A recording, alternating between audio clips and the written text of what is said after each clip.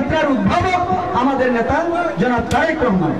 কাজেই আজকে এখানে যিনি তারা গণতন্ত্রের ভিত যদি শক্তিশালী করতে হয়, হাসিনার বিচার যদি আরো ত্বরান্বিত করতে হয়, সংস্কার চলমান প্রক্রিয়া, এই চলমান প্রক্রিয়াকে যদি চলমান রাখতে হয়, নির্বাচিত সরকারকে প্রয়োজন নয় অর্থনৈতিক ভিত শক্তিশালী করা, আইন শৃঙ্খলার উন্নয়ন ঘটানো, দ্রব্যমূল্য কন্ট্রোল করা, ওই পারে একটা এক্সট্রা কারিকুলার অ্যাক্টিভিটিস, এই যে সাধারণভাবে চলাফেরা, স্কুল কলেজ মাদ্রাসা হাসপাতাল সবকিছু ডেভেলপমেন্ট উন্নয়ন যা আছে সবকিছুর সঙ্গে একটা নির্বাচিত সরকার ওতপ্রোতভাবে জড়িত।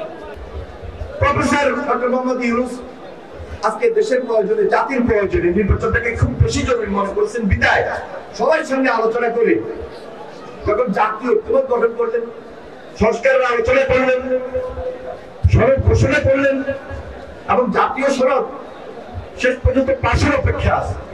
এই তো আত্মবিশ্বাস। বান্ডেল থাকলে প্রতি সেনমানিতে টাকা বাঁচবে। বিকাশ সেনমানি বান্ডেল কিনে জিতুন প্রতি লেনদেনে।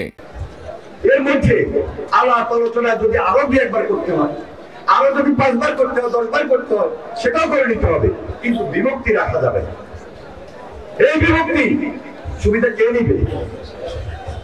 বেশিরভাগ দিবে না, আওয়ামী লীগ দিবে না, হাসিনা দিবে না, এই সুযোগ দেওয়া যাবে না। কারণ আমার ভাই রক্ত দিয়েছে, আমি জেল কেটেছি, আমার ভাই খুন হয়েছে, আমার ভাই খুন হয়েছে, 17 বছরের গুম, 17 বছরের খুন। কেউ যদি এটাকে পার্থক্য করে যে 17 বছর আর জুলাই 36 দিন আলাদা, আলাদাভাবে আমরা দেখি না। 36 দিনে সরকারের কাছে ক্ষতিগ্রস্ত হিসাবে যারা 10 লাখ টাকা পায়,